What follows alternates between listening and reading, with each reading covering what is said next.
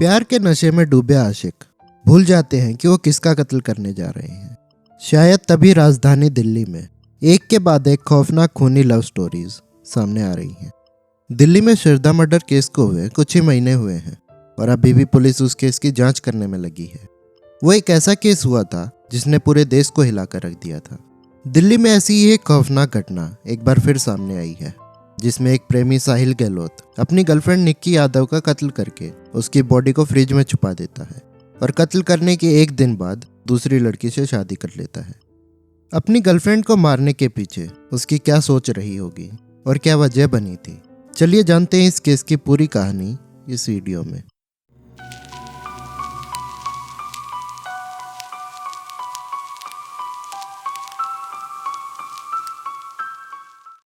तेईस साल की निक्की यादव हरियाणा के शहर झज्जर की रहने वाली थी। निक्की पढ़ाई में काफ़ी अच्छी थी और वो डॉक्टर बनना चाहती थी, इसलिए 12वीं तक की पढ़ाई उसने झज्जर से ही की। साल 2018 में 12वीं पास करने के बाद मेडिकल एंट्रेंस एग्ज़ाम की तैयारी करने के लिए वो दिल्ली चली गई। दिल्ली के उत्तम नगर में उसने एक कोचिंग सेंटर ज्वाइन कर लिया और वहीं एक किराए पर घर लेकर रहने लगी। वहीं दूसरी तरफ साहिल गहलोत नजफगढ़ के मित्राव गांव का रहने वाला है, जो एक अच्छे परिवार से है। उसके पिता का एक गैराज है और एक ढाबा भी है। साहिल भी एसएससी के एग्ज़ाम की तैयारी करने के लिए उत्तम नगर में एक कोचिंग सेंटर ज्वाइन कर लेता है।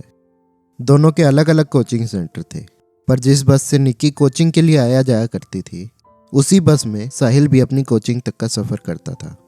बस में ही दोनों की एक दिन एक दूसरे से मुलाकात हो जाती है।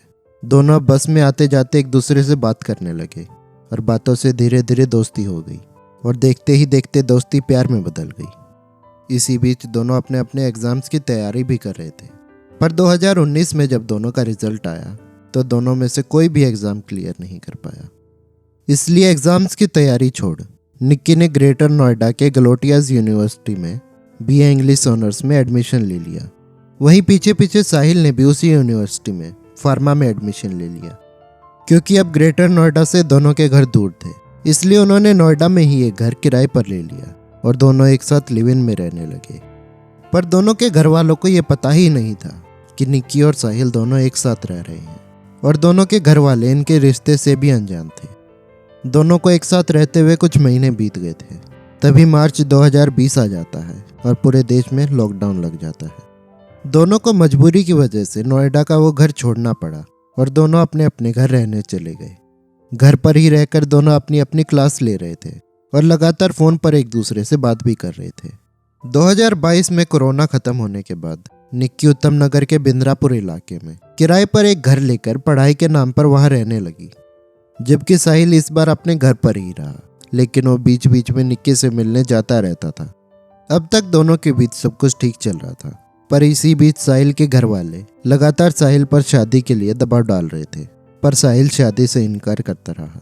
साहिल निक्की के बारे में अपने घर वालों को कुछ नहीं बता पाया, इसलिए ज़्यादा टाइम ना लगाते हुए साहिल के घर वालों ने एक लड़की से उसकी शादी तय कर दी। 9 फरवरी को सगाई और 10 फरवरी को शादी की डेट फिक्स कर दी। पर यहाँ साहिल ने अपनी शादी की बात निक्की को बताई ही नहीं, पर किसी तरह निक्की को कहीं और से सगाई वाली बात पता चल गई। उधर साहिल की सगाई हो रही थी और इधर निक्की साहिल को कॉल किए जा रही थी, पर साहिल ने निक्की का फ़ोन उठाया ही नहीं। सगाई होने के बाद रात करीब 11 बजे साहिल उत्तम नगर निक्की से मिलने पहुंचा। इत्तेफाक से निक्की की बहन कुछ दिनों से उसके साथ ही रह रही थी। बहन के सामने ही दोनों एक दूसरे से मिलते हैं। निक्की ने अपनी बहन को बताया कि वह देहरादून मसूरी घूमने जा रही है। दरअसल निक्की को लग रहा था कि वह दोनों कहीं दूर भाग जाएंगे और साहिल उससे शादी कर लेगा, मगर ऐसा होता नहीं है। दोनों कार में बैठकर वहां से निकल जाते हैं। कार में बैठते ही दोनों के बीच झगड़ा शुरू हो जाता है। लड़ाई होती रही और कार दिल्ली की सड़कों पर घूमते रही और घूमते घूमते सारी रात निकल गई। सुबह हो गई थी, इसलिए रोड पर अब दोनों लड़ भी नहीं सकते थे, तो साहिल ने कार को सुबह 8:57 पर दिल्ली के सबसे बड़े मुर्दाघर निगमबोध घाट के अंदर ले जाता है और कार को पार्किंग में लगा देता है। यहाँ भी दोनों की लड़ाई कम होने की बजाय और बढ़ती गई, और इसी लड़ाई के दौरान साहिल को इतना गुस्सा आया कि उसने अपने फ़ोन के चार्जर केबल से निक्की का गला घोंट दिया। जब निक्की कार की सीट पर बेशुद्ध होकर गिर गई, तब साहिल को एहसास हुआ कि वो मर चुकी है। तब पहली बार वो घबरा जाता है। इसके बाद 9:30 पर कोई उसे देख ना ले, इसलिए वो तेजी से वहां से निकल जाता है और वो अपने मित्राओं गांव में खेत में बने अपने ढाबे पर पहुंच जाता है। बॉडी को उसने ढाबे पर रख के फ्रिज में छुपा दिया और फ्रिज को बाहर से लॉक करके अपने घर चला गया। घर आने के बाद वो अपनी शादी की तैयारियों में लग जाता है। रात में धूमधाम से शादी भी कर लेता है। इस एक शादी से उसने निक्की के साथ साथ अब एक और जिंदगी भी बर्बाद कर दी थी। उधर निक्की के पिता अपनी बेटी से बात करने के लिए फोन करते रहे, पर बेटी का फोन स्विच ऑफ जाता रहा। किसी तरह निक्की की बहन ने साहिल और उसके पिता का फोन नंबर निकलवाया। निक्की के पिता ने 11 फरवरी को साहिल को फोन करके अपनी बेटी के बारे में पूछा।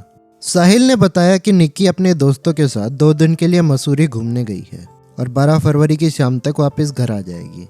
उसने ये भी बताया कि वो भी उनके साथ घूमने जाने वाला था, पर उसकी शादी की वजह से वो नहीं जा पाया और कहा कि निक्की अपना फोन उसके पास ही छोड़कर गई है।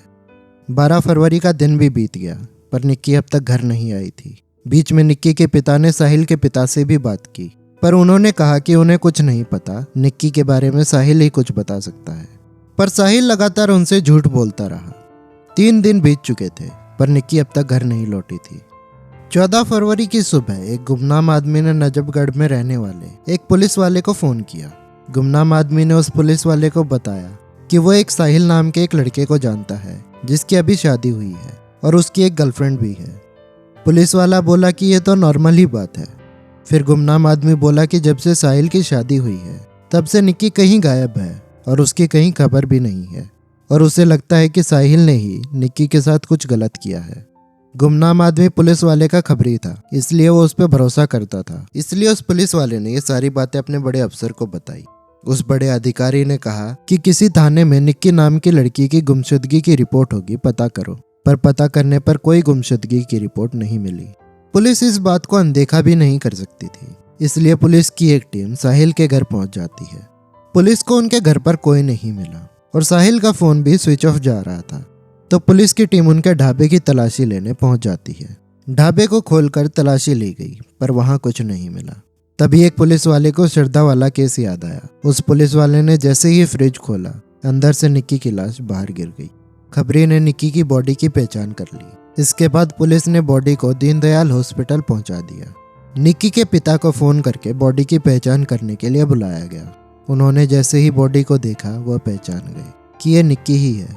पुलिस को अब बस साहिल की तलाश थी, पर अब तक साहिल को ये बात मालूम ही नहीं थी कि पुलिस को निक्की की बॉडी मिल चुकी है। साहिल जैसे ही अपने घर पहुंचा, पुलिस ने उसे दबोच लिया और उसे पुलिस स्टेशन ले आई। वहां उससे पूछताछ की गई। क्योंकि पुलिस को निक्की की बॉडी मिल चुकी थी, इसलिए उसके पास अब छुपाने को कुछ नहीं बचा था, तो उसने सारी कहानी पुलिस को बता दी। 15 फरवरी को पोस्टमार्टम की रिपोर्ट आने के बाद निक्की की बॉडी उनके घर वालों को दे दी गई, जहां हरियाणा के झज्जर में निक्की का अंतिम संस्कार किया गया। पुलिस आगे की जांच करने में लगी हुई है। इसी बीच कहानी में कई मोड़ आएंगे और कई किरदार भी आएंगे, पर निक्की को इंसाफ कब मिलता है उसका हमें इंतजार रहेगा। आज की वीडियो के लिए बस इतना ही। मिलते हैं एक नई वीडियो के साथ। कहानी कैसी लगी कमेंट करके जरूर बताएं। वीडियो को लाइक और शेयर करें, और अगर चैनल को सब्सक्राइब नहीं किया तो प्लीज़ सब्सक्राइब जरूर कीजिए। Thank you.